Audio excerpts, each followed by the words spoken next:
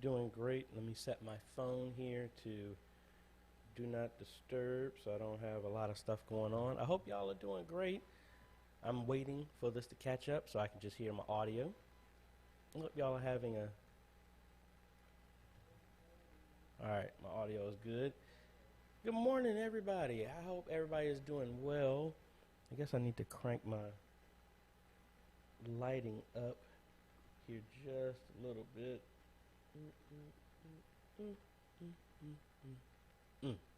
There we go. Hope y'all are doing great. AJ here. Thank you so much. I started super early because, the chat is going off the hook. So I wanted to jump in. I've been answering some questions. Sorry if y'all are saying my audio is low. I've been adjusting some stuff. And I guess I could be closer to the microphone. I'm going to crank me up just a little bit. Hopefully that sounds a lot better. Let me know. Audio is a lot low. Okay, hold on. My audio is low. I've been adjusting some stuff. And I guess I could be closer to...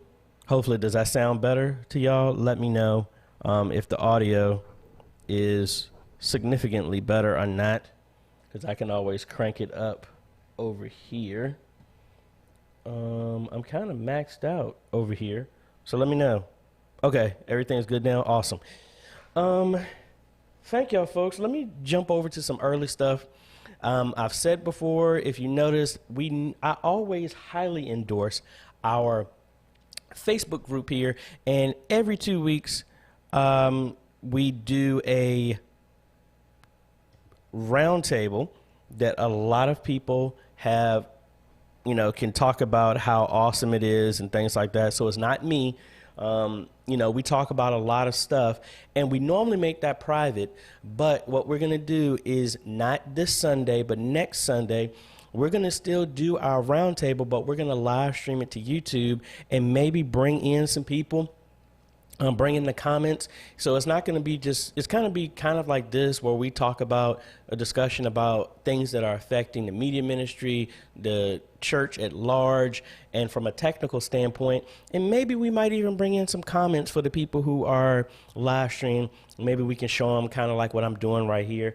So you want to make sure, if you want to be a part of that, you can always join the Facebook group and get in on the Zoom call. But then if you're not there, we're going to live stream it to YouTube similar like this, so people can hear what we're talking about. And maybe, like I said, need to test it out, how to bring in the comments like what I'm doing now, so that people can see what is going on. And if somebody has a question, we can bring it to the entire group, which I think will be pretty cool. What else we got? Just let y'all know that if you have any questions, make sure you email them me at questions@ajayhomes.com. Give me 48 hours to 72 hours to respond back to you. We had a whole bunch of projects that were going on that we are wrapping up. Don't forget that, where's that? Yeah, don't forget we have our ATEM mini giveaway, the last one for the year. Or is it? Make sure you register here. If you've already registered, you do not have to do it again. I already got you in there. It says I'm cutting in and out. Hold on. Yeah, don't forget we have our ATEM mini giveaway. All right, so let me turn back a little bit. I should be fine here. Maybe I should put my headphones on so I can hear this. It says I'm cutting in and out. Hold on. Yeah. Yeah, I don't know. Let me know if it gets kind of out of control. Sorry about that. But make sure, if you haven't registered for the ATEM mini giveaway, go ahead and register for that. I will put a link in the comments on how to do that. And I think for the most part, that's it. Yeah, I think that's it. So let's go ahead and jump into some well, let me say hello to a bunch of folks. Carl, hello. Claude, hello. Anthony, Josh, hello. Hopefully I'm not pronouncing your name wrong. Ruel, hello. Tammy, good morning. Let's see who else we got here.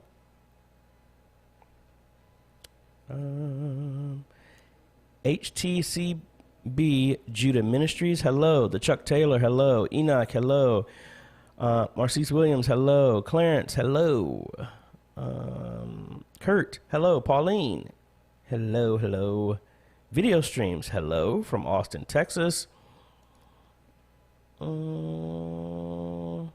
Turbin James, hello. Diana, hello. And Bishop Michael, hello.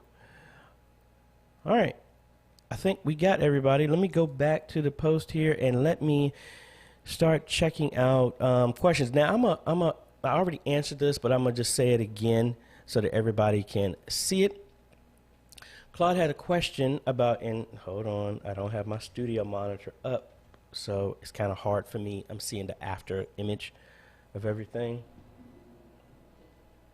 Come on now. We're going to go to vMix output. There we go. Claude wants to know is when we play a video during our live stream for the viewer through OBS, is there a way to show the video on the projector for people who are during the service in real time? Yes, I do this all the time, like I'm doing it right now with my teleprompter type of setup. So let me show you how you can do that. Waiting for OBS to open up. All right, so let me turn off my NDI monitor so it's not a crazy loop going on here. And I need to set up an image or something. All right, so if we cut over here. All right, so inside of OBS, you can do this. This is the screen. You want to have another monitor connected. So Claude was saying that his laptop hadn't tested this. So the HDMI out, you want to connect to your main displays that are going to be inside the sanctuary. Inside of OBS, once that's connected, you come into this screen up here, right click, and you'll have full screen projection. And then see, I have 3 monitors, but I can pick whichever monitor here, and hopefully this is it. As you see, now it's going to show the full screen of this. And then anybody inside the sanctuary will see exactly what's going on your stream. So if you want them to see everything, that's how you can do it. Or you could just put in a dummy screen or something like that and then pick and just do that when you want people to watch inside. That's the easy way on how you would do that. So hopefully that answers your question there, Claude. Let's see. See what the next stuff is. Raul was asking, and sorry again if I'm pronouncing your name wrong, was asking, what would you recommend between the Sony A6400 and the Lumix G85 for live streaming and recording? And also, what about the lenses? I've said this before, my Blackmagic Pocket Cinema camera, I bought this camera with the intention for forcing me to learn about lenses and stuff like that. I only have one Lumix lens on my camera right now because because of COVID, I don't even take this camera out. It stays right here. But I bought this with the purpose of doing more professional recording and stuff like that. I just haven't got to it, which is going to force me for lenses. So lenses, f-stops, focal points, all that stuff, I'm still learning, so I can't give you any suggestions about that. Me personally, I like the Lumix G85. It's nice cost. You have the flexibility of using that with any type of lens, excuse me, that you can do. Man, I need to get some water or something like that. Excuse me. But I like that mainly because there's no recording limit on this one. Either camera that you do, you want to make sure you have external power so that it can go for long periods of time. I don't know if they fixed the Sonys were well known for having a heating issue. I think that was fixed in the 6400. But honestly, I like the Lumix. That's what I'm actually looking at in replacing and putting the DSLR for my overhead camera because I want better zoom and stuff like that. And I've been doing research. A lot of people like that. But I think the Lumix will give you very, very good results. And then if you're trying to be budget conscious, that's the other suggestion. Because if I had to pick between the two, that's the one I would go with. Let's see.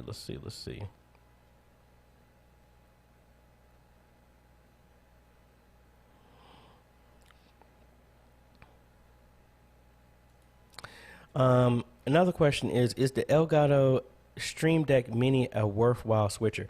It's really not a switcher. It's just a programmable buttons to where you can program and do whatever with it. I mean, I actually am using the extra large one right now to control my stream.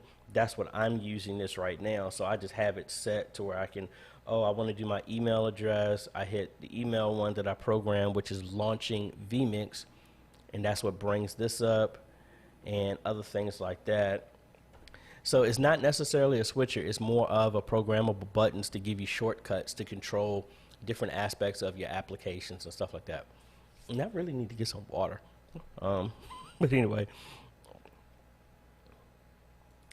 Diana, nah, you're not late. And I did post a video. It was kind of later. It was actually going live and then I cut over and where I talked about where I finished up everything at Lebanon, finally, yay. And then I finished up dropping the audio boxes at my church. So that's good. Carl, OBS and ATEM issue. First, OBS would just stop streaming during church service. Okay.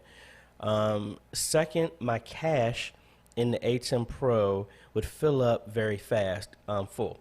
Now, a couple of people have said this before, and let me give y'all some heads up on this. And I changed how I set this up so y'all can't see my multi-view. What I have now, normally I was using the HDMI out in this system. It was going into my streaming system, and that's how you were able to see my multi-view. But I actually have my multi-view actually is now connected to a monitor so I can see everything, so y'all can't see that like I normally would. That's why I have multi-view on and you can't see that. But I wish I could show it to you. Maybe I can cut over to a screen or something like that so I can explain it. Anybody who has the ATEM Mini Pro and higher, if you are getting any type of issue at all where it says your cache is full, that is because the ATEM Mini Pro, when it's doing its live streaming, it's caching out. It's because it's lost the connection to wherever you're streaming to, and it's trying to cache up your video so that when the connection has been restored, it just dumps out that buffer, and that's what you're able to so it's not a significant drop in your stream. That's what that is for. If it fills up, like I said, it's because you're having a connection issue. Whether your internet is not supporting, you're losing a connection to your streaming platform of choice, or it's your upload speed is horrible. It's tanking in some way, shape, or form, and that would be the reason. And I'm trying to find a picture of the multi-view on Blackmagic's site. Yeah, there it goes. All right. So from here, when this fills up with your cache, that's what it's trying to do. It's trying to save your stream. But if it fills up from an ATEM's part, like I said, it's because the connection, your local internet connection is a problem, your upload speed with your ISP is the problem, or your connection to your streaming platform is the problem. That's the only reason why that will ever fill up. Now back to the first comment, if OBS crashes, the first thing I really think is maybe the system that you're running on is not able to sustain it. That's really what I think it is. Let's see. And back to Kurt, I answered this already, but say it to everybody here, wants to know about a laptop that's capable of handling that stuff. And I am partial to this brand of systems because I know the processors that's inside of it. and it has a great graphics card and memory with it as well too. So for me, I like the Asus Tough Line here, and so like something like this. Excuse me. Waiting for it to open. And it looks like. All right, so this is, I think, is a great system to handle your live stream, and it can handle video editing. It's a Ryzen 7 processor, and it has a NVIDIA GTX 1660, I believe, or higher, so it can handle the stream more than easily handle the stream, but then it can also handle video editing. Honestly, this is faster than the original system that I used to edit with when I started doing editing on my church. I started with a AMD FX 8250, and then I moved to a Ryzen 7 1700X, and more than powerful enough. Honestly, I can video edit off of this other one, which is a Ryzen 5 3600, and that works fine. So this will be more than enough to handle that stream for you and editing. Let's see.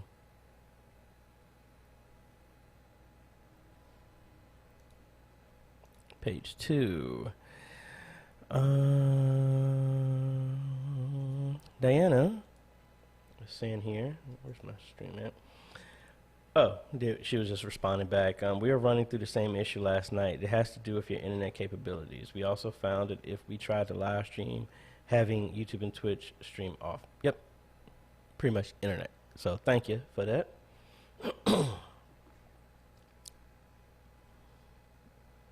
And I think everybody's saying the same thing, so that's awesome. Everybody's learning from each other.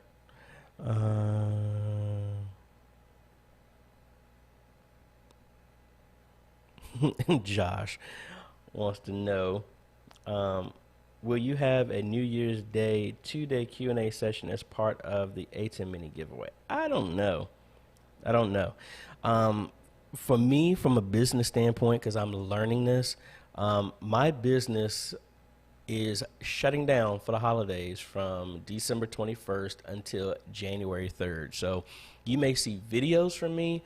I don't know. I haven't decided yet, but I will not be doing any business work in those times because I need to catch up with myself. But we'll see. No promises yet. Pauline saying here, we have a buzz in our Facebook stream. Board is connected to camera connected to ATEM using a stream device plugged into the ATEM to go to Facebook. Okay, Pauline, I would say similar to what we were talking about in another comment. No, it was on our Facebook group.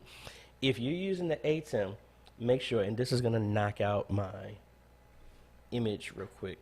Hold on before I do this. I need to bring up my camera control because when I open up the ATEM software, it drops my ISO here. So let me open this up so you can see what I'm talking about here. And the image should drop here in a second. Oh, it didn't open because my Stream Deck is acting up. There's my image drop. Let me change that back. All right, here we go. All right, so if we switch over to this, when you're connecting your stuff through the ATEM, you got to make sure if you're coming from a mixer or something like that, come over here to the little gear, go to audio, go to general, and make sure you have your stuff set at line. If you have it at mic, it's going to can introduce some buzz. Like I don't want to do it right now. If I switch mine, well, actually I'll do it. So I don't know how that sounds now that I switched, but I don't want to do that. So I have mine switched back to line. It can introduce a lot of noise. So if you're coming from a mixer, always come in here and on your ATEM and switch it to line. The only time I have this set to mic is if I had my Rode Wireless plugged directly into my ATEM, because that is a mic plugged directly in. If you have any other device that's in between your mic, make sure you have this set to line, and hopefully that should remove any type of buzz that you may be getting, because I was getting that earlier. I didn't realize that when I did an update, it switched my stuff back to mic, and now I don't have any issues.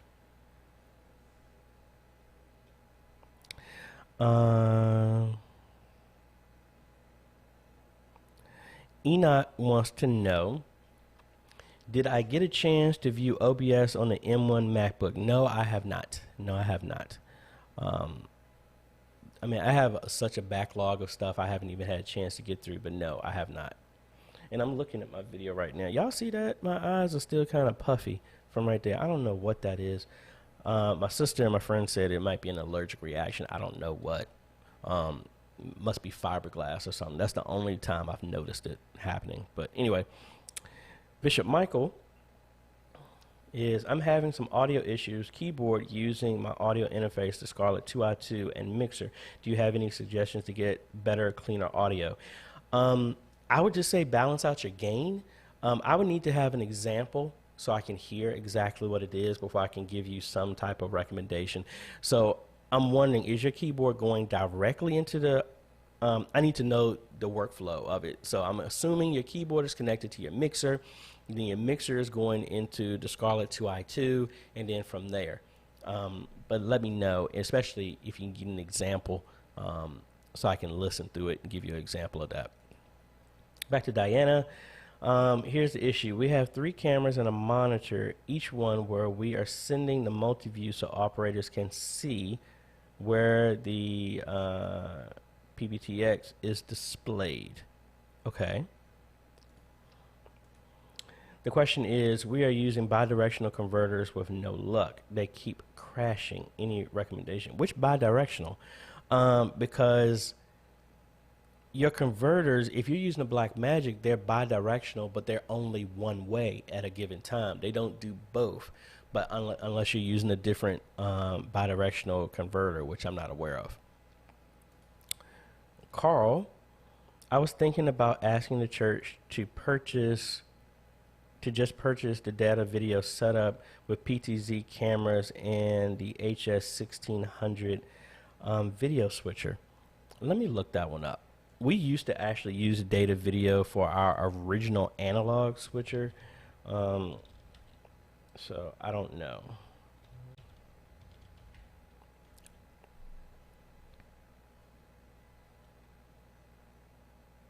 I'm trying to find.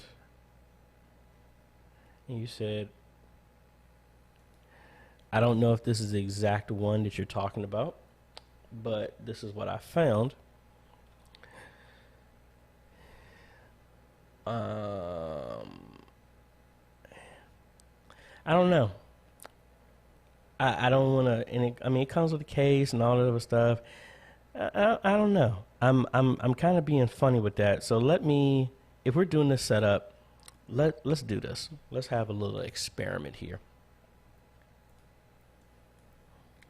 If I was going to do this, let me see what I would do. I'm going to go with, so that's 3.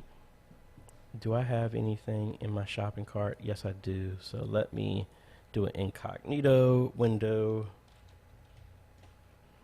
And I'm going to build this out if I was going to do the same thing. I don't really care about the case, but I mean, let's just see. So that's $10,000 for that. So let's do a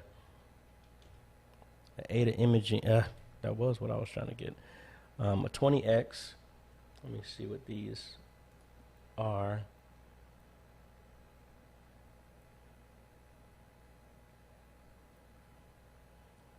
That's a PTZ camera. It doesn't tell me the zoom unless I'm not looking at it. But anyway, let's do 3 of these. And they're not even listed here. I'm gonna just put these in here. Just know that honestly, this would have been the other ones. And if you really, really, really need to have this interface like this.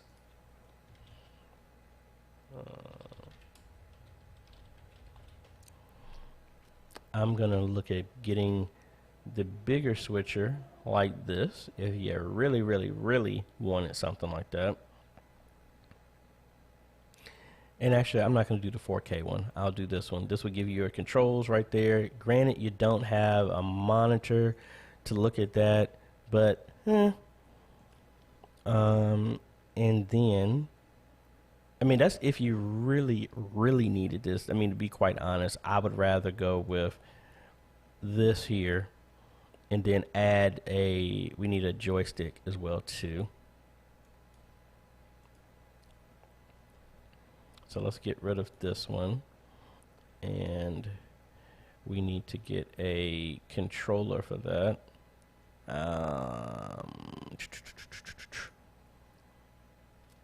Camera controls.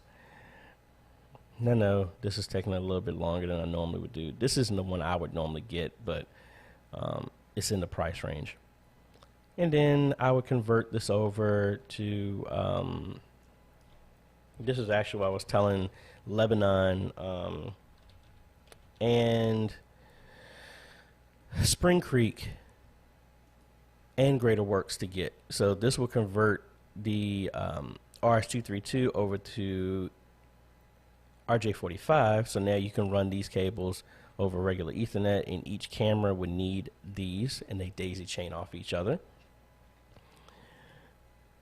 And then you can always add a monitor to this as well, because it has like a little portable monitor with that. So if I was to do this, and this wasn't including, I mean, the cameras come with mounts, you're at half the price right there. That's what I would do over that, but that's just me. And I think I went too long on that. So let me know what y'all think about that.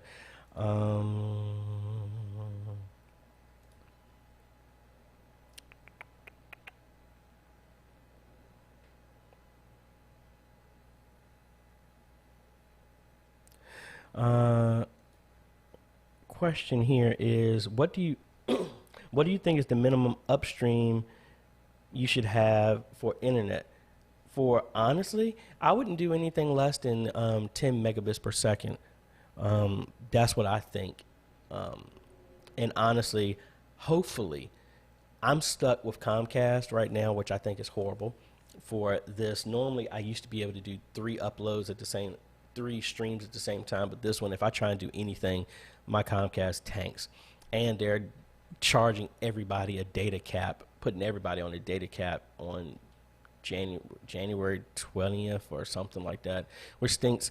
But I think I saw some Verizon folks out here running a bundle of fiber, so hopefully the apartment can now choose between that, because once this available, I am ditching them quickly, because I think what I'm paying right now, I used to have at my house. I used to have gigabit up and down for the same price. So yes, but yes, the minimum I would say is 10.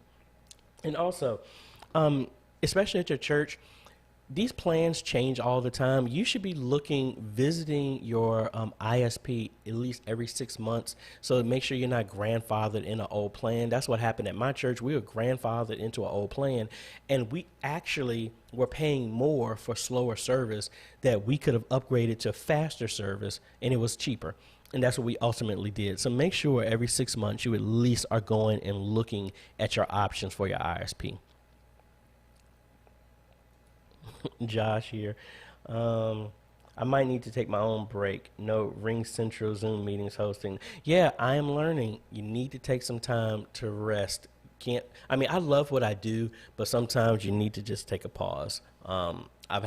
Normally I would have gone on at least a cruise to relax, but I haven't had a chance to do that. So that's what the last 2 weeks of the month is going to be for me. Mount Zion Baptist Church. Have you used the Livestream Studio 6 switcher? Does it compare to OBS? Yes, I have used it, and it's trash. It is trash.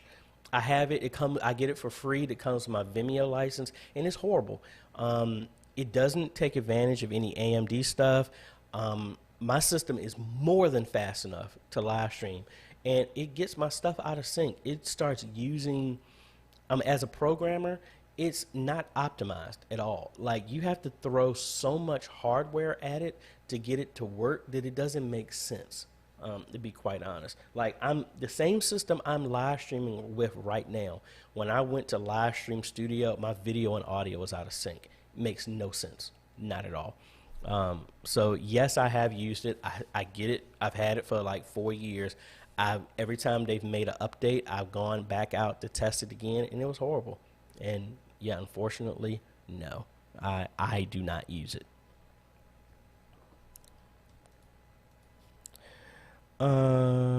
Brayson here. Hey AJ, is there a way to project digital church flyers on the church's TV screens and the camera feed on the live stream on the ATEM Mini? Yes. You just have to do the HDMI out, and would do to that. And if it's a flyer, as in it's just a picture, you can upload it, or just have another input going into your ATEM Mini from a laptop running all that video, slides, whatever, PowerPoint, presentations, Worship Extreme, Pro Presenter, and send it that way. That would be the easiest way to do that. But make sure that's exactly what you're asking. Maybe I might be answering something completely different, and that's not what you were really asking.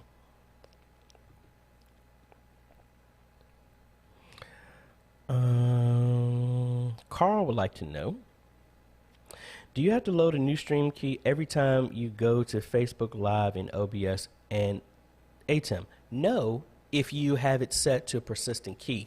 Like this live stream that I have on YouTube is the exact same key because I made a stream key for my Q&A sessions. So that does not expire. And I feel like I got to sneeze. So hold on one second.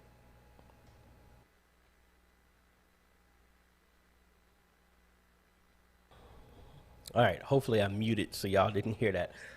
But yeah, on Facebook, I set it to set a persistent key, and it doesn't change unless something serious has happened on Facebook side, and I don't have to change that at my church, nor do I have to change it here on what I'm doing. So that would be the same thing with the ATEM.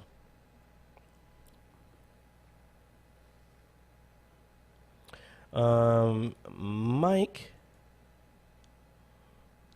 I'm editing in Resolve on the Asus 1550, which is basically the same specs as the one you showed. However, the frames per second when rendering is 15. Seems low.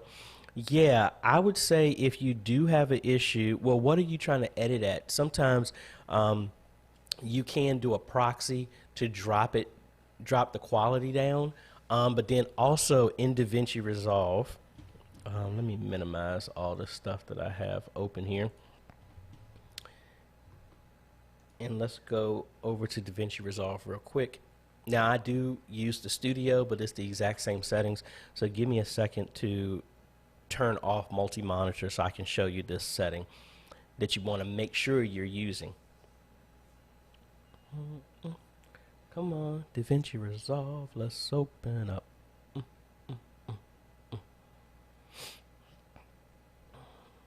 All right, so we're just gonna open this.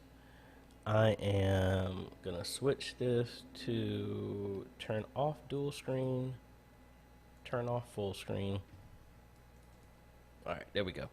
All right, here in DaVinci Resolve, what we want to do is make sure you come up here to Preferences, Memory and GPU. Make sure you pick this one to make sure it's using it. Set your memory as well. And then if you're still having some performance issues when it's rendering in its frame rate, you can always come back here to playback, go to, make sure you use optimized media if available, but then also go to proxy mode and you can half it or quarter it, and that should give you some better performance. Or you can come in here and hit this little button here to turn off any special effects if you're using those. Hopefully that can give you some better performance if you have any issues.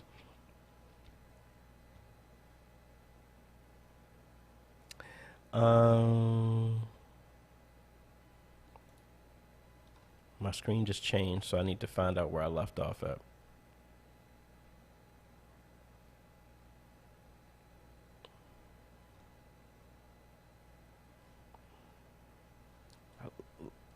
lost where I was at. Bishop Michael said you're going to email me a clip. Thank you. I'll look at that then. Back to Mike was saying, I have access to a Mac and similar project is around 100 frames per second. Now, is that in DaVinci Resolve or is that in a different program? Because that's the one benefit of the Mac stuff. They control the hardware and the software, so you're always going to get better performance from that. And then it also depends on the codec that you were using on your video. There's a lot of other things that you can add to that. Augustine, what is going on? Augustine, let me know if the plans are still the same of what you talked to me about December 13th. Please let me know. Chuck Taylor, use an auxiliary send from your mixer to your streaming computer to the ATEM and send a separate mix to your. Thank you so much. Got a lot of awesome people here with knowledge here. Because like I said, I don't know everything, and that's what we're building, this community, so where we're all helping each other because all of us are in media ministry, which is awesome. Samuel Harris, I can use the aux out of the mixer directly to our audio interface, and it will be a separate, from my regular mic. Yep. Jackie Thornton, how do you chat with your audience simultaneously through all platforms at the same time, and how can you ensure live sound to come through clearly on a conference call? I mean, well, your clear audio is just going to be your test. I mean, that's what I still do here, is have as few devices in between your main source of your audio to your stream. And then, I mean, when you're saying all platforms, what platforms are you using? If you're using Restream, Restream will have a unified chat window so you can see what everybody is. Just like what I'm doing right now, even though I'm only using YouTube, I can link it and I can see everybody's chat that I'm interacting with. I don't think everybody else can see that, but need a little bit more detail on that. Diana, I am using a Blackmagic and we are having to use single converters per station, one for the camera and one for the monitor. Okay. Huh. I don't know why that would go out like that then. Yeah, I need some more detail on that one before I can think through on that one.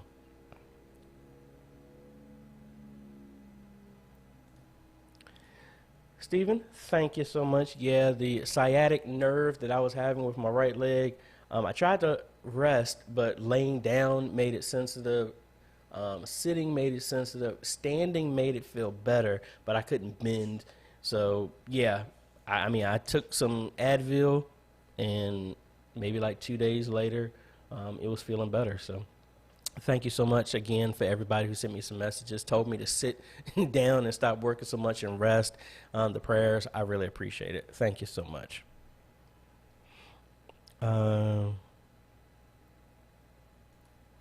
Charles saying, I got a resource capacity error when using the live stream 6.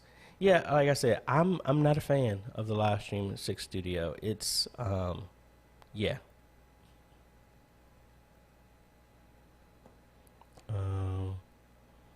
Let's see.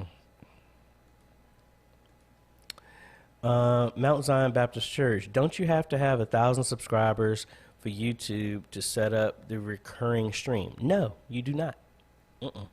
Once you have access to live stream and you've also verified yourself so you can have longer than 15-minute streams, that is open to anybody. The 1,000 is just for monetization as well as being able to live stream directly from your phone. The same settings are applicable for all of that. And I would show it, but for whatever reason, every time I've shown any type of back-end stuff like this without stuff being blurred out in editing, I get an issue. So that's why, unfortunately, I can't show you that. But no, I have that set up at my church. My church only has 140 some subscribers, and we have it set up. So no, 1,000 is not a requirement. Chiquita here. Church has a Mac that's running OBS and Restream. We have HP with Media Shout. I was not there for setup. So I'm guessing the HPN cameras are connected to the data video switcher and that output goes to the Mac. Okay. I want to be able to layer in OBS, but both camera output appear to be on the deck link source in OBS. Can I separate the two and how? Well, if you're using a data video switcher and the output from the switcher is going to OBS, that's all you're only going to see the program out that's going to it. There is no way to see both of the cameras in OBS unless you have multiple capture devices that are in OBS and the cameras are connected directly. Pretty much if you wanted to do it the way you're talking about, you need to get rid of the switcher and have OBS be your switcher.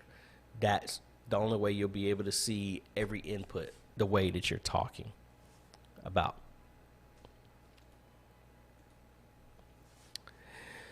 Good day, everyone. How can I set up multiple remote desktop with different Google accounts? Multiple remote desktop with different Google accounts. I actually that's one of the videos that I actually recorded that I need to re-edit because I was kind of half out of it. But honestly, I have it set up the same way at my church. When the Chrome remote desktop is linked to your Google account. So, for example, let me actually log into my church so I can kind of show you an example of this. So if I come over here, these are all the computers that I have linked under my main Google account. Now I have other ones here for my church Google's account.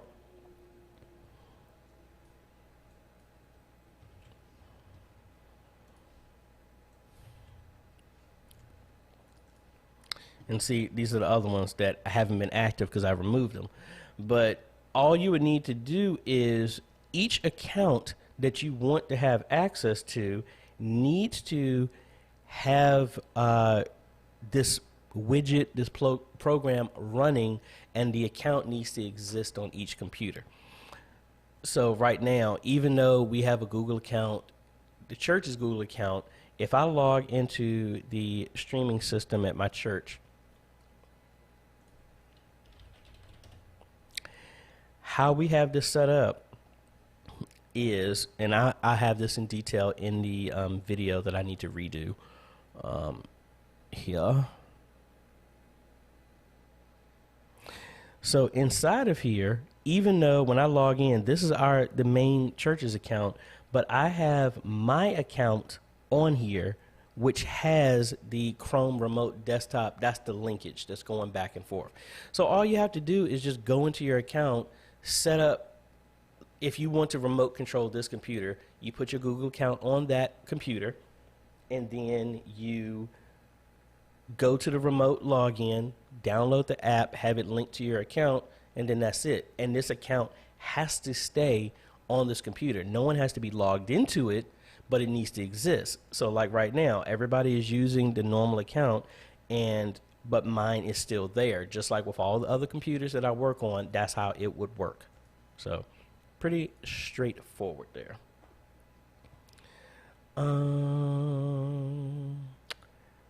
Bishop Michael would like to know, what is my email address? And my email address is questions@ajhomes.com. That's how you can contact me.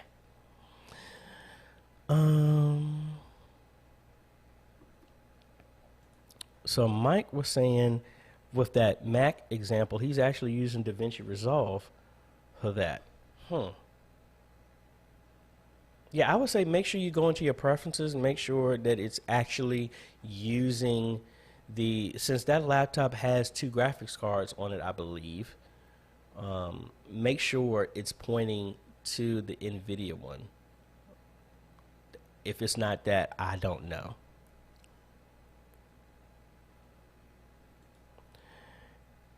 Jason Moses Isaac, how to use multiple RTMP in OBS. There's a video I have on that, on how to do that. That is using the multiple RTMP plugin for OBS. So just look under my channel for that, and there's the answer for that. Hold on, let's go over here and see. Yay, we got a new video. I'm going to check them out here. But if we go to my channel, and we're going to do a videos, RTMP. Oh, maybe if I spell it right, RTMP.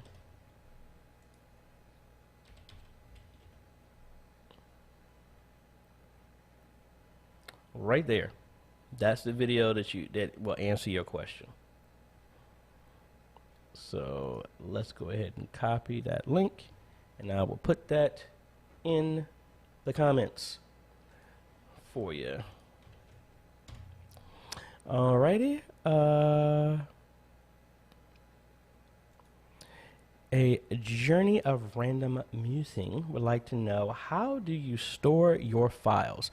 Well, it all depends. I have a Synology right over there. I have two Synology NASs that I have where all my stuff is stored. I do not store anything on my local computer unless I'm working on it immediately. And then once I'm done, I offload it. So for example, I'm gonna come over to, I was getting ready to say, I'm firing my laser. Let me cut over here, and am I using the wrong? All right, yeah, I was using the wrong account. So this is my NAS that has access to the internet that I can get to any computer if I need to. This is how I have my stuff set up. So it is, what is the storage of this? Normally it would have, oh, yeah, so I have 12 terabytes of storage on here. So I have multiple files here. I have two 8 terabyte external USB drives to it. So technically I have, what, 22 terabytes or something like that on here of storage. So I have on my business, I have my Envato files that I drop over here. I have my media dump where I have it in years. And I don't know why 17 is still there, but everything from 2020 I have dropped over here. So that was stuff I did at Lebanon, the Mars T1000 videos like when I do my stuff, when I record, I drop everything over here. That's how I have my stuff sorted out. I have my personal drive for YouTube stuff. My Vimeo stuff is over here. Website stuff. I always have my stuff sorted in that method. I have something similar at my church. It's a Western Digital drive, a 4 terabyte network drive. I want to move them over to a Synology, maybe the other Synology that I have over here. When I actually expand to a bigger Synology, maybe that's a 4 bay. I want to go to an 8 bay and put maybe around like have 50 terabytes of storage for my stuff. When I do that, I'll probably donate the Synology to my church and maybe have 8 terabytes there to store. That's how I do my stuff. Jackie, I'm using Restream and OBS when trying to chat to Facebook, YouTube, and Periscope all at the same time. How do I ensure this happens weekly? We only have had success once, and it only went to Periscope and YouTube. It's kind of hard to say because I know Facebook and YouTube have been changing a couple of things. So it's kind of, honestly, it's kind of hard. I can't really answer that. The only thing I would really say is you just got to verify that, make sure everything is connected properly, test it out. Even like with these streams, I always do a pre-stream maybe about 30 minutes to an hour before I do to make sure there are no kinks. I do that here personally. I do that at church because you're dealing with tech. Something is always going to happen. Yeah, I don't know off the top of my head. I just say test it out before it goes live to verify that everything is going to all those platforms first.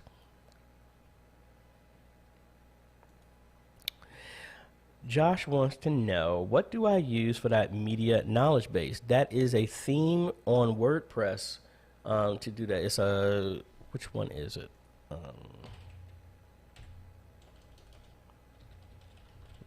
Tell you exactly which theme it is. Let me log into Bluehost real quick. I don't want to show my info, so let me get in here real quick. Bluehost was having a problem.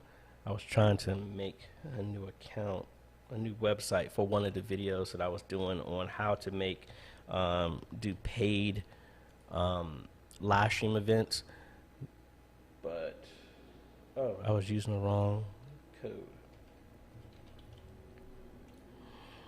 I'm gonna try and get in here and show you. And I actually did a video, Josh, on how I made this, but let me jump over here real quick.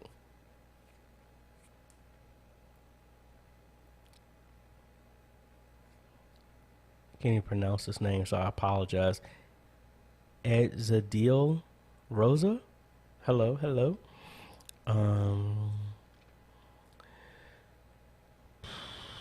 Where's it at? Where's it at? All right, here it goes. Manage sites. Log in. Hopefully I'm not going to be showing too much info on here. Let me move this over here. So yeah, this is our knowledge base, and the theme for it, it is a free one. It's just called Inbox. That's the theme's details. And it's just like a knowledge base, and that's what I have. I haven't really added anything new to it. Most of my people haven't been using it, so I don't know. But it's free, and it makes it really easy to add new articles.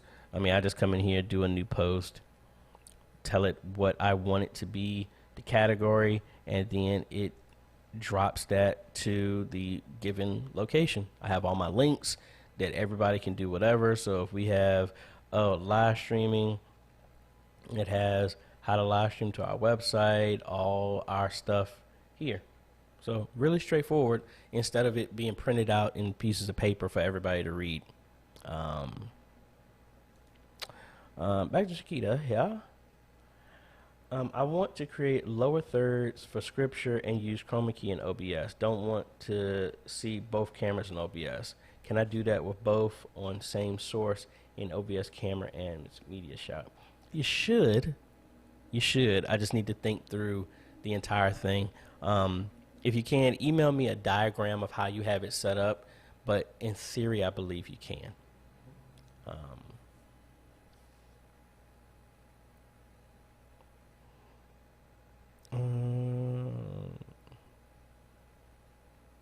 Let's see.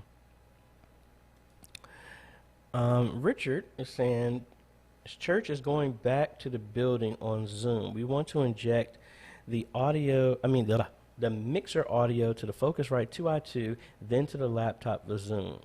Audio from the mixer via XLR cables about 20 meters away, or TRS to Focusrite.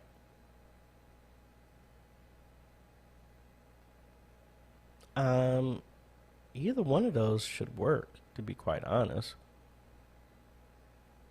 Yeah, it just depends on whichever one. I mean, if it's going to the laptop, you're going to have to, with a Focusrite, depends on which one you got. You can send audio over USB or a line in. Honestly, I would think you would do the USB. But yeah, pull it from the mixers over the XLR cables, and then XLR plugs into the Focusrite, and then Focusrite USB into your laptop. I think that would work best.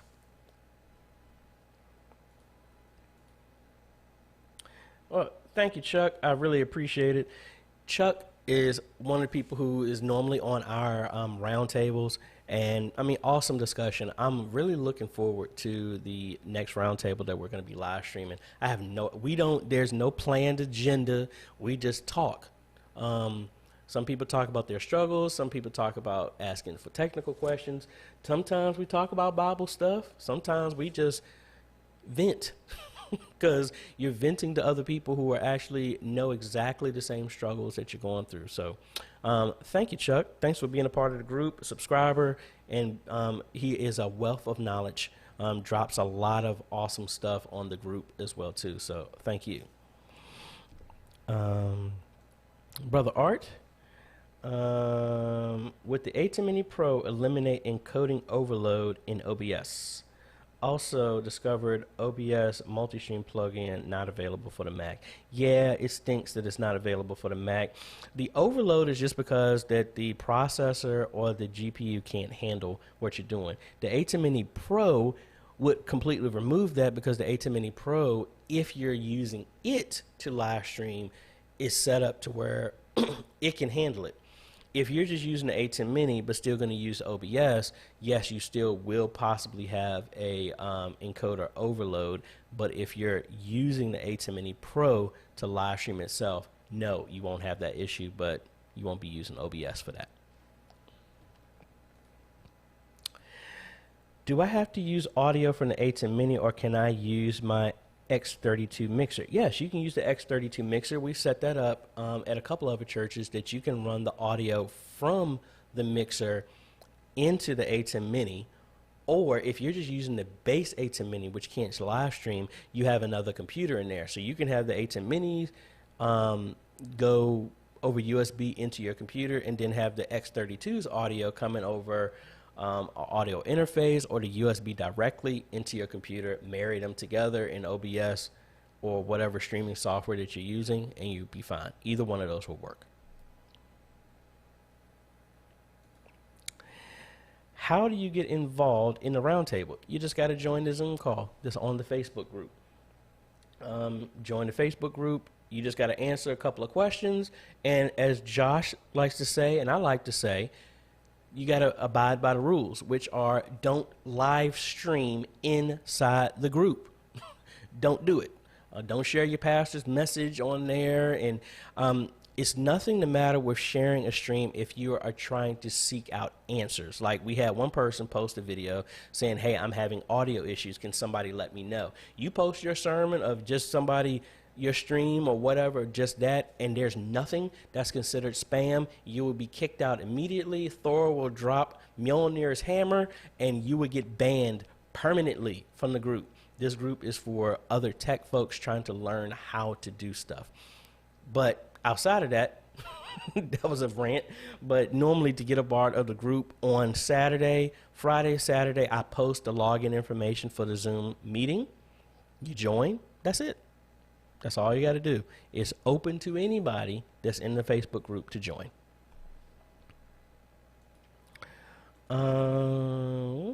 Carl, is there a way to deaden the echo sound inside the sanctuary besides the sound absorbers on the wall? For now, until we purchase those absorbers. Unfortunately, no. You could put some carpet, some blankets on the ground, something to absorb the sound. But I mean, if you got an echo, that's it. I mean, the only thing else you could do is try and get a mic as close to your source as possible. And then also the output from speakers, try and isolate that so that you're not picking up that echo. But that's it. That's the only thing I can think of. Steven, what is the difference between a USB, using USB and an audio cable into your computer with your stream? Honestly, it's just the interface, that's all. Because if you go over USB, I mean, it technically the computer sees it. It's just that when you're going over, I mean, honestly, it's really no different. It's just simplifying it. It all depends on what you want to do. Really no difference. Like right now, I've done audio directly in through my mixer. I do a plug-in through XLRs into a to a 3.5, and I plug into the back-end computer. I've done that for quite a while. Then sometimes I switch over to USB, and honestly, it doesn't really matter. At least I'm not getting into the technical from actually hooking it up, and the end result, there's no difference.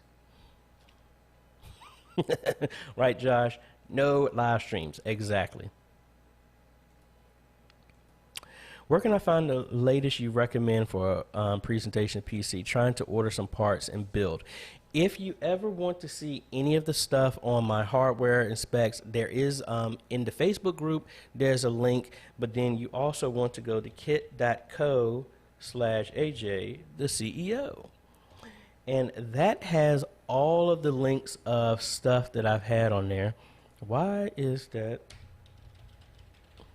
Did I spell it wrong? Yeah. So I need to update this picture. That's the old stuff. But yeah, any of my stuff is on here.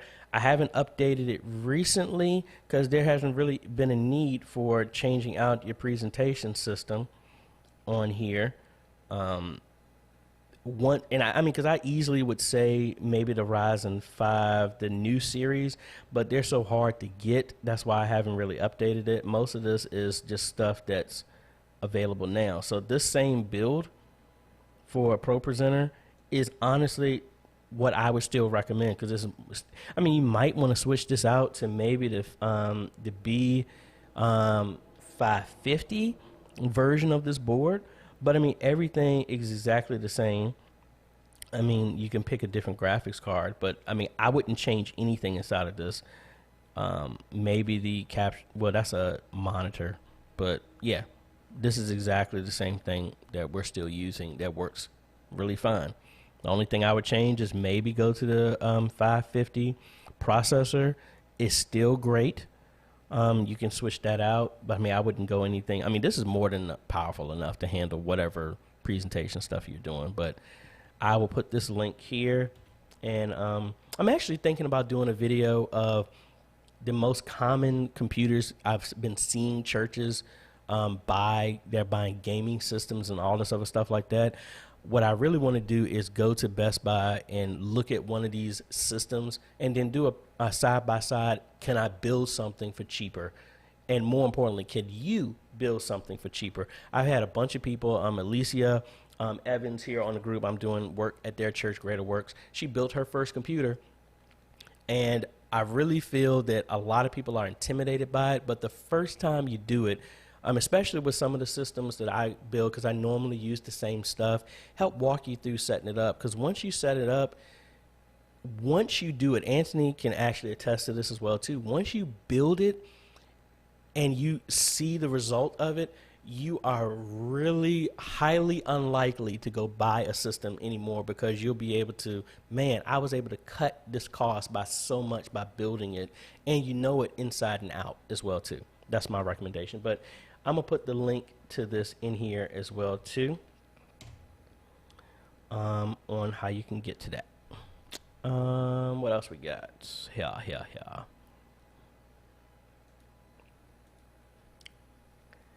I have the Blackmagic Pocket Mini 4K. You think that's good live streaming camera? Pocket Mini 4K. I mean, the Pocket Cinema Camera 4K, because that's what I'm using for this. So yes, I think it would be a great camera for it with the right lens. Yes. Anthony is exactly what I was talking about, and yes, you're talking about the round tables are great. Yeah, so highly. Here's another one, Francisco. Really enjoyed the round tables. Lots of good information. I'm telling y'all are missing out. Could you provide the email again? Getting some errors. Sure. The email is questions@ajhomes.com. That is my email address.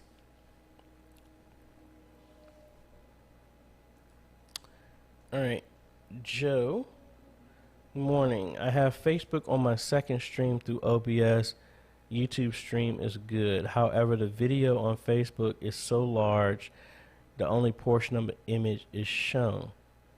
That sounds like it's your canvas type of issue. Almost kind of like, what?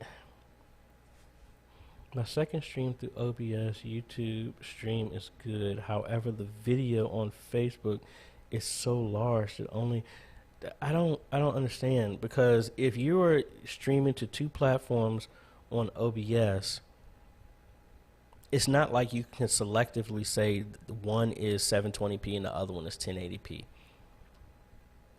I don't know.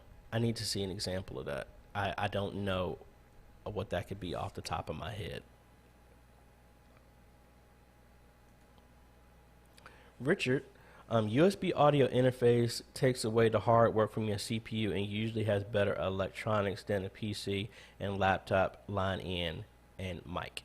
Thank you, Richard. Thank you for that. I would agree. Anthony, saying, yeah, I never buy a computer. Building is way better, and you can add anything you want to it. Yep. And Anthony, I will say, he was hitting me up with tons of emails when he was building his first system. And I think he is singing the praises of building it because I think it's really a good accomplishment when you actually are able to build it, you put it all together, and you're seeing it work, and he's been using it consistently, and it's performing well. Anthony, please let me know. What do you think about that? Is that Francisco, same way. Once you build your first computer, you will never buy another desktop computer. I have to agree. I've been building computers since '97. I have never bought another system except for a laptop, and that's it. Yeah, you'll be really happy with that. Aaron, how do you get youth to stay with the youth media ministry and not quit after training them to work in the booth in youth sanctuary? I mean, honestly, my mindset is people are going to decide to do whatever they want to do. You have to help build the atmosphere to where people want to stay. To where, like, for example, if they have learned so much from you in this one area to where, like, I mean, you like I've said before, I don't want to be an 80-year-old person playing the piano. I don't want to be an 80-year-old manning cameras. I want to train whatever I possibly can to somebody else to extend that knowledge, because you learn way more once you start teaching people. That's what I want to do. Now, you have other people, like I have Eugene. He's been in the church. He played drums at church, and yeah, he dabbled with that, but now he's like up under me because he's interested in what I'm doing. So I don't have to get him. He calls me to ask if he can get around. And that's kind of what the atmosphere you want to develop. Teach as much as you want, as you can, and just be proficient in what you're doing. And the people who want to be around you, they will pick for themselves. Because if somebody wants, you train them and they go somewhere else, you don't want to start hunting people down to try and bring them around. That's a second job. I don't want to do that. Just like being in full transparency, that's the same thing I do with the roundtables. We have over 32,000 subscribers on YouTube. But out of that, I always talk about the Facebook group, but our Facebook group is at 2,000 people. But then our roundtables, we have like 26 people. I don't beg anybody to do either one of them. I just suggest it. And the people who want to be there, they choose for themselves. That makes it easier. So I understand that you want to have more people. Like I had 12 youth join our media ministry before COVID happened, and no one has been around since then. Yeah, I would love for them to be around, but I mean, I understand from a health concern, don't want them to be around. But then at the same time, the people who want to be there will be there. And I just leave it at that. And ultimately, it works itself out.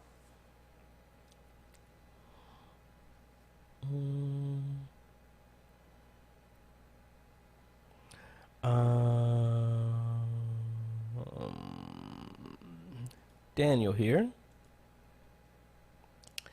AJ, which is the best capture card, Blackmagic Intensity Shuttle or the Elgato Cam Link?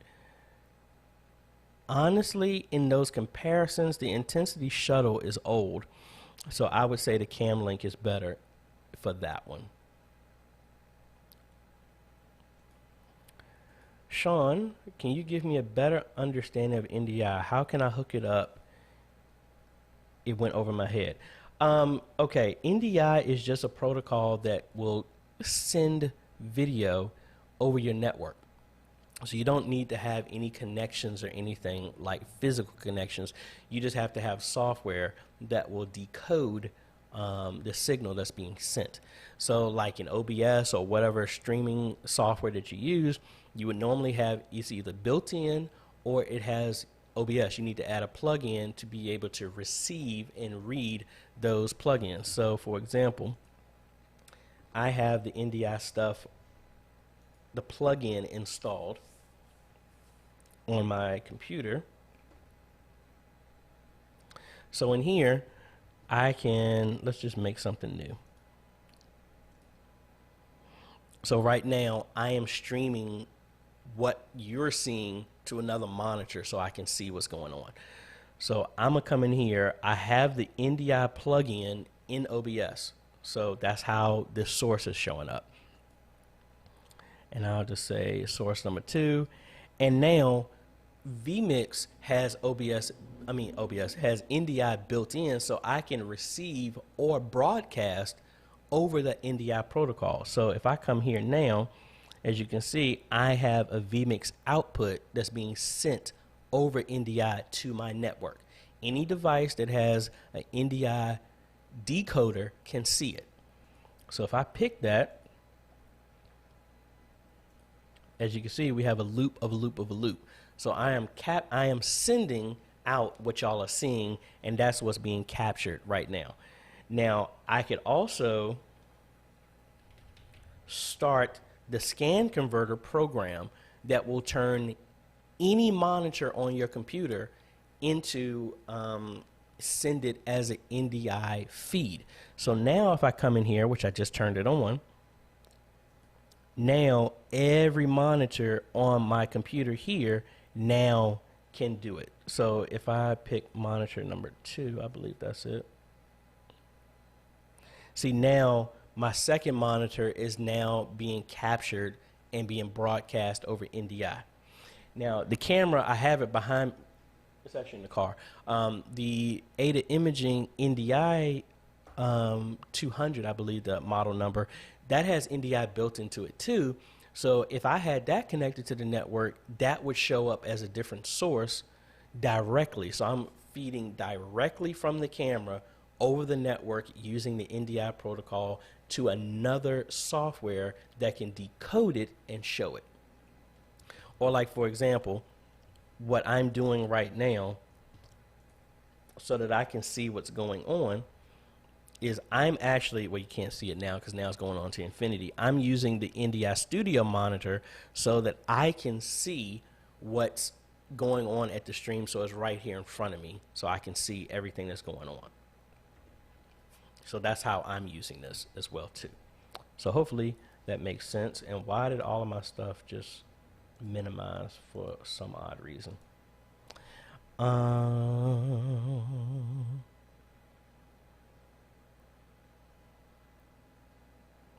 Yeah, a bunch of y'all are talking about, yeah, that they've never bought PCs. I always built my own. Yep, exactly.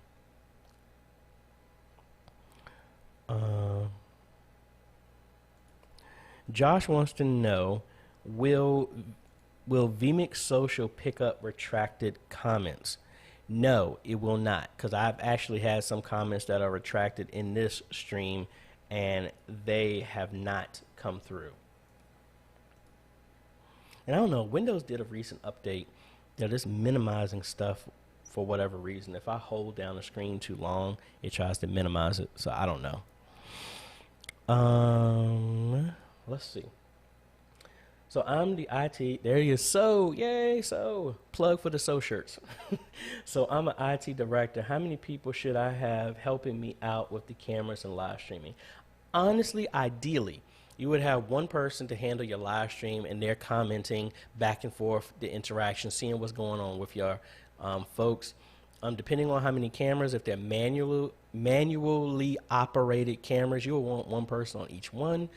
In my setup, all of our cameras are within walking distance, so somebody can move them, but we keep our cameras stationary so that we really don't have to change anything, but we have 2 PTZs that are remotely controlled, and they're within arm's length. Ideally, at my setup, at my church, I would have one person on the live stream, a second person handling the sound. That's all they do. A third person handling presentations, what are going up on the screen at any point in time, and then maintaining our website, adding the new sermons and stuff like that. We have a fourth person that is the video director that handles what camera shot is what, and then a fifth person who is manning the manual cameras if need be. That's ideally what we would be doing if we weren't in this type of season. Normally we only have 2 people in our media booth, and I'm a floater and I just bounce around. That's what I would recommend.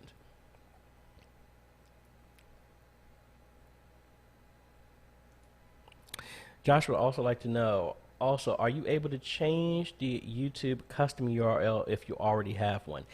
Yes, but you have to relinquish it, and then I think it's a certain time period that you have to wait before you can set it up again. Sean would like to know, so is NDI sent over local Wi-Fi or over the internet? You could have it sent over the internet, but I don't think you will want to. That means anybody could see it. I would say it's more of, it can be, you would want to restrict it to your local network. So right now, my unified network that I have here, that is broadcast to any device that is here on my network or at my church.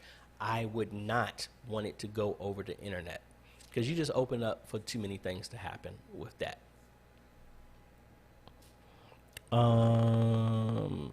T. Reed, DJ, I just received the ATEM Pro ISO yesterday. Can I stream to YouTube through the Ethernet connection and zoom to another PC with webcam output simultaneously? Yes, you can. I do that all the time. Josh, you have to have 100 subscribers to be at least 30 days old with a profile pic and a banner image to get a custom URL. That is correct.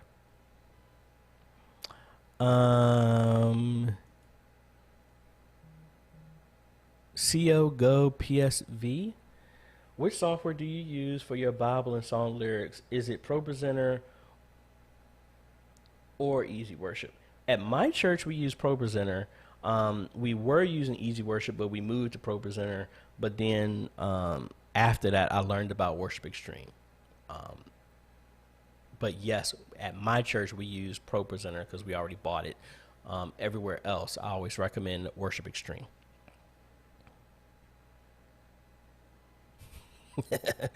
Chuck, I'm going to add your comment in here. It says, told his wife he wanted to build a Hackintosh, and she rolled her eyes at me. Hey, totally understand that. You know what I didn't do? I did not update my comments. I didn't add the new Patreon supporters on stream. So my apologies for that. Let me pull that down real quick. I thought I did do that. But let me do a shout out to them real quick. We do have some supporters here. A bunch of them are in the group, right in the chat right now. Thank y'all so much for our Patreon supporters. They have contributed as little as $1 a month all the way up to $30 a month, where they help us do this, where we are helping train media ministries all over the world. And my apology for our e-missionary supporters. They get, at $30 a month, they get a free consultation every month. I've been out of it, so my apology so much. I owe y'all for that. Please hit me up. Let me know when y'all are available, and I will set those up with y'all. Also, we have Facebook members that you can support us that way as well, too. Thank y'all so much for that. We are going to be working on having more private Q&A sessions with both of our Patreon supporters as well as YouTube members. Patreon has some different rules, so I'm able to do that. If you are a Patreon supporter, you are entered twice into any of our giveaways, so you have twice a chance to get anything when we do giveaways. YouTube members, because of the terms of service, I can't do that, but we are working to have better benefits for each platform, whichever one you pick. What I hope to do starting in the new year is any new supporters on Patreon, I'm going to ship out a e-missionary shirt to y'all, and I'm working on doing something like that with YouTube. I want to make sure I'm able to. So I don't want to promise anything, but that is what we're working towards as well. John Cook, and I'm going a little bit longer because we started significantly earlier than we normally would. Have you seen where multiple extended displays randomly change positions? Is there any way to force them to remain in the same position? Using one display for full screen lyrics and one for lower thirds. Now, are you asking for them changing positions in the operating system or in your streaming platform? Because I have had that issue before at my church, and I work around that by, well, actually, it was actually fixed in a driver update for our graphics card. But I need to know which one that's happening with you.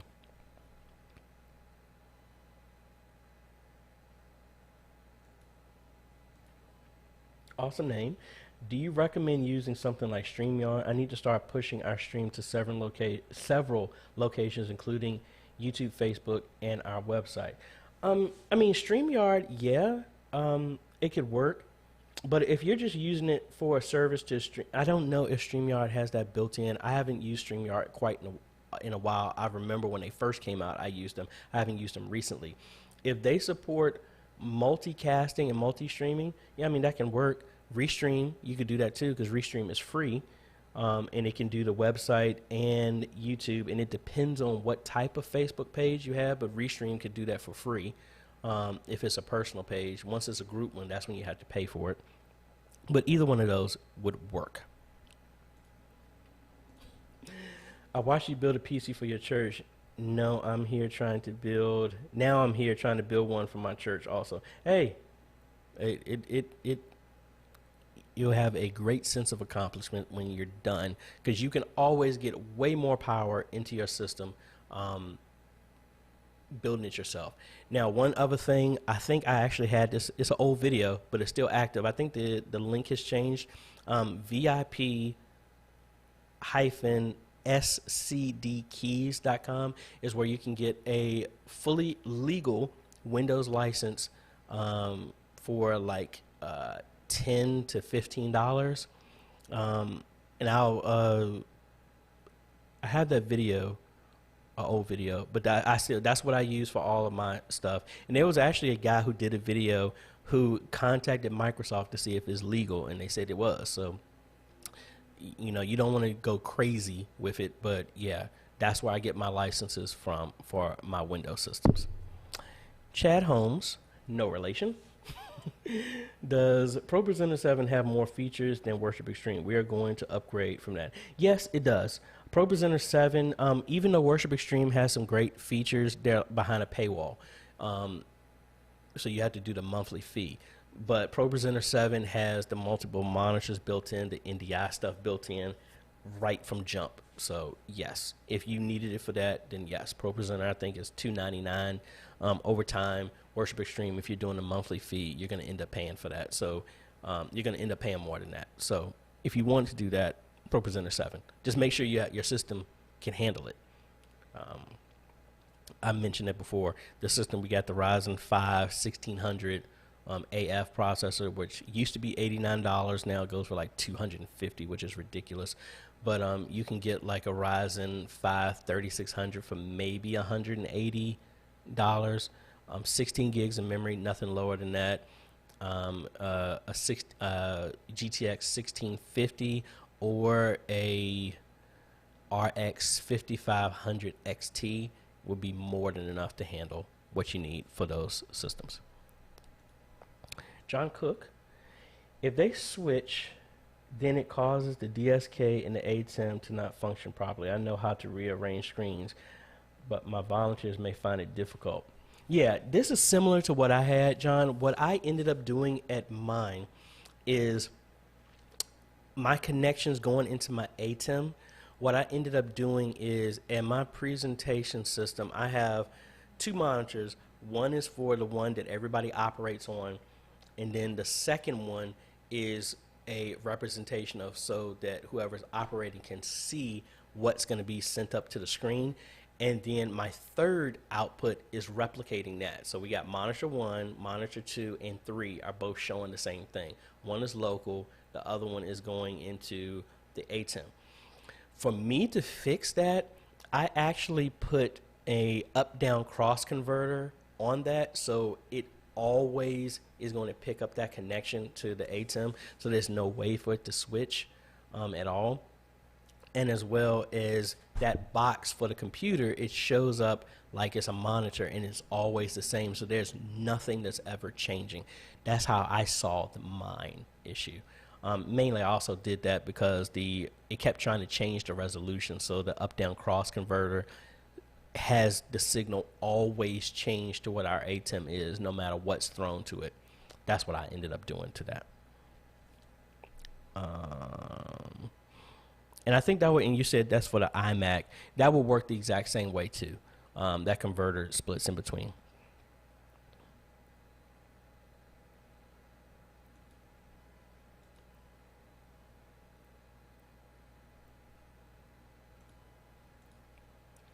Thank you so much. I really appreciate it. I'm just trying to help out as much as possible.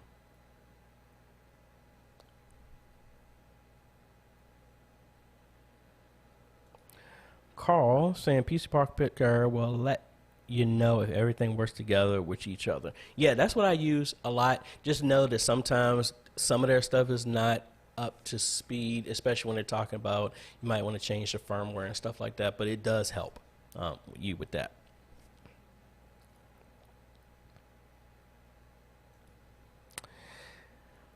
With the ATEM Mini Pro, how can I output to the screens in the sanctuary and to the live stream? If you are using the HDMI out for your multi-view from the ATEM Mini Pro, what you're going to need to do is have another computer. It doesn't have to be super powerful, but the other computer will run OBS, run the USB out from the ATEM into OBS, and then, and I said this earlier in our in the Q&A, have that other system connected to your screens, and then in OBS do full screen projection, and it will send that full video to your TVs, and then you can stream. That's how you can do both.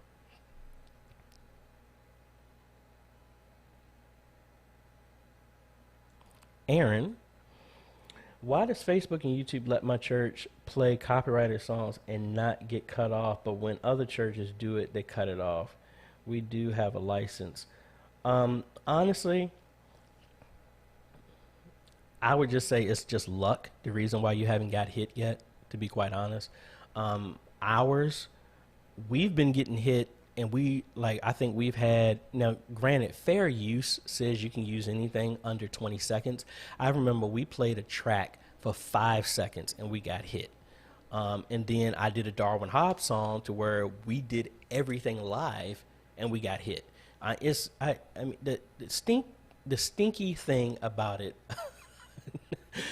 the messed up thing about it is these copyright stuff is random.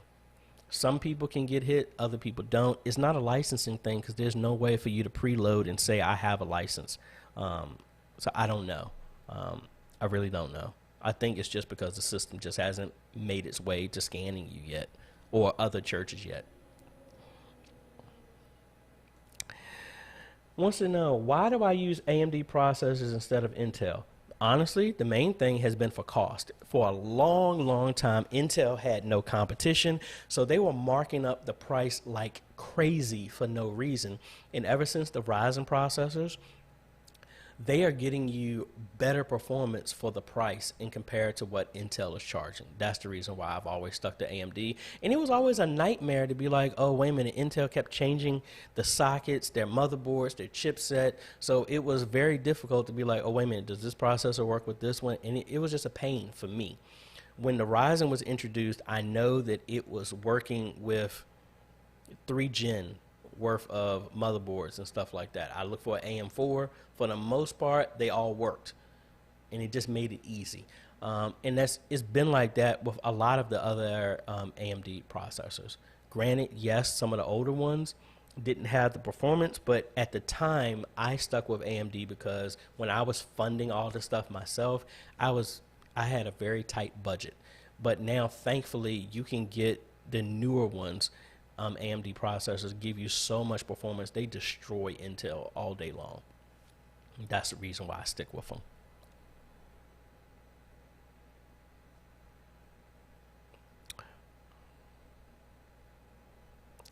Yeah, and now understand, I understand that. Like, I'm not knocking them.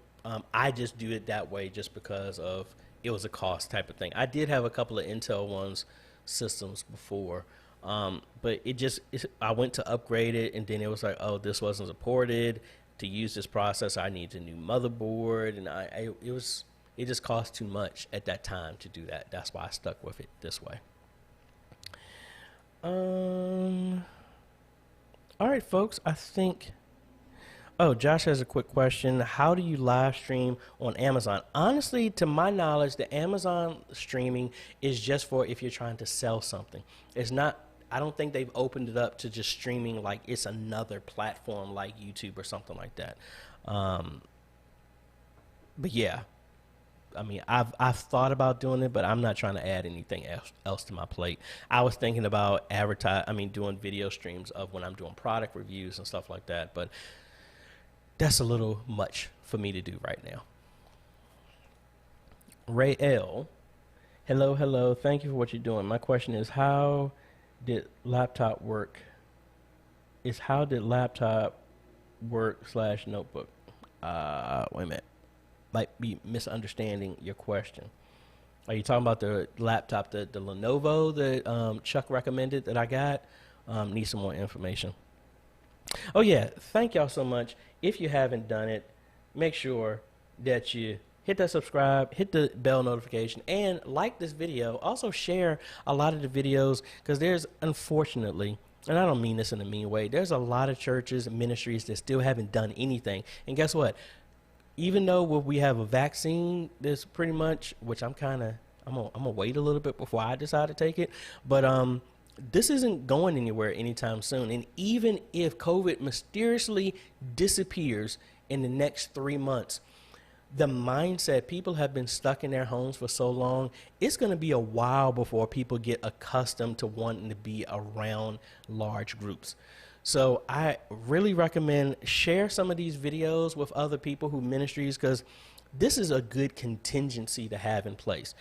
Hopefully your ministry did not start live streaming just because we couldn't meet, and once we meet, you're going to throw this stuff away, because this technology has allowed us to reach people all over the world. That's the whole purpose of why we do this. It isn't just as a break fix because we can't meet at our local building. We're supposed to go to the highways and hedges, and this is allowing everyone to do that at such a significant cost. Because I don't know, how fast are y'all quick to send y'all's missionaries out to other countries to share the message? Let me know. You could do this, still do it. I don't know. Let me get off that.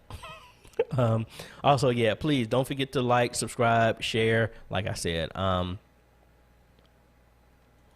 me go back to Aaron real quick. Could it be that we host concerts at my church? We have Travis Green, James Fortune, Hall concerts. Yeah, most likely they probably have. When a hit happens, they notify the people who own the stuff to see, do you want to prosecute? Do you want to send a strike, whatever? If you have all those folks, you probably have been covered because of that. They've kind of preloaded saying like, hey, whitelist this group, and never, if they do their stuff, never hit anything. It could be something like that. I get access to that now, where I get notifications of like copyrights that I can say whitelist, block, whatever. It might be something like that. Otis, what is going on, folks? Hello, everybody. Hello. And again, thank y'all for joining. I know it's kind of late. We did start a little early.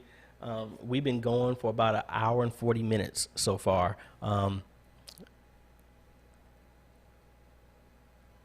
And just like I said, shared comment right here.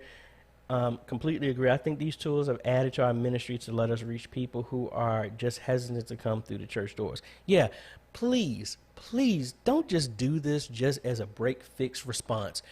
I would hope this amount of time, and let me get on my soapbox again, I really believe that these tools have allowed us to do what we haven't been doing in sharing the message, because we've been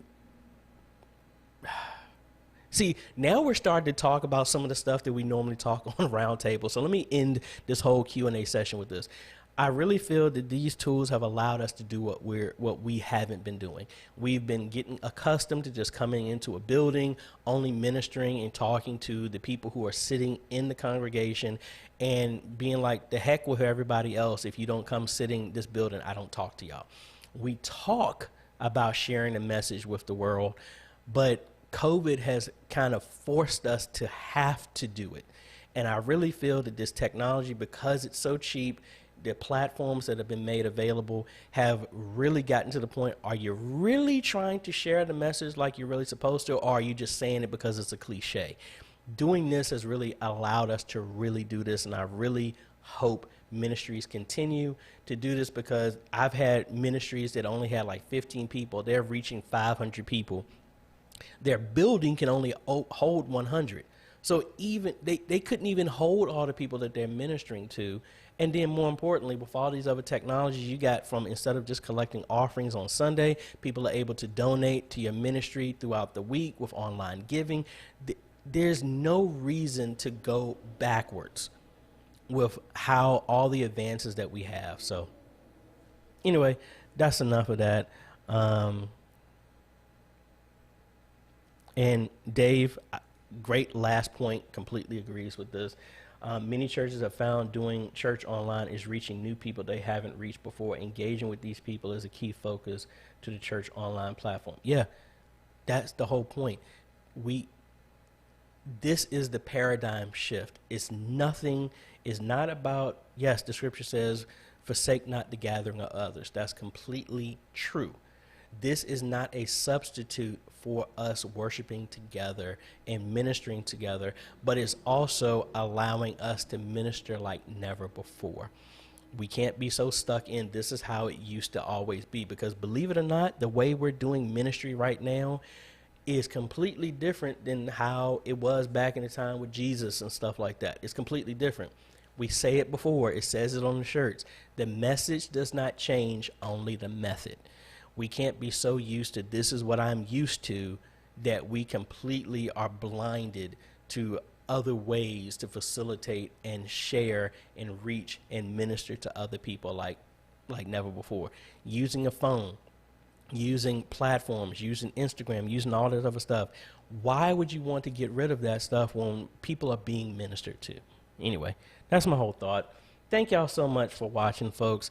If no one has ever told you, I appreciate you for what you're doing, because not everyone is sitting back trying to learn how to get better at technology, learn more, to have a better audio, better video, better reach, better ways to present scripture, lyrics, stuff like that, more interactive, so that the message is not just for our local, but it's for anybody all over the face of the planet. And I know that takes work. Some of y'all are putting in tons of hours. You're going to YouTube University on my channel and others to reach other people. It's very powerful. I really appreciate for what you're doing. Love y'all all. Thank you so much for all what you're doing for me, and I hope something I do is helping you make this whole journey, this foray into media ministry, a lot easier. And thank you so much. Y'all are missionaries by helping sharing the message with people that you may never meet. Y'all have a good day, evening, afternoon. If you're having service tomorrow, hope you have a great service. If you have one on Sunday, hope you have a great one then. We got some more videos coming out, back to traditional stuff. And just to let y'all know, my business is shut down from December 21st until January 3rd. So any emails, any stuff like that, I am taking a much needed 2-week vacation.